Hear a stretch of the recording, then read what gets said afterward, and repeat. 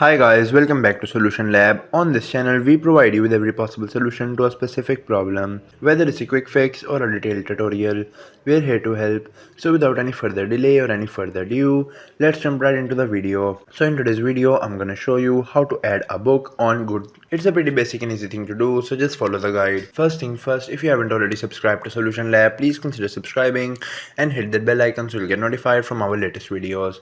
Now let's jump right in.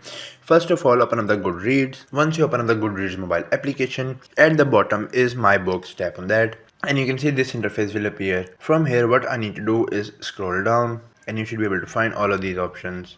If I go to Discover at the bottom, you should be able to find all of the books. You can see best ever books, books that everyone should read at least once, and other things like that. But if you want to add any of the book, for example, if I go to this book in this list, tap on want to read, and if I have selected it, okay, so if I go back, go into my books, refresh it, you can see want to read, you have this book, and that is how this book has been added. Once you read this book, it's gonna get in the reads or currently reading, and that is how you can simply add books on Goodreads. I hope this tutorial was helpful and informative. If it was, please give it a thumbs up and consider subscribing to Solution Lab for more helpful tutorials.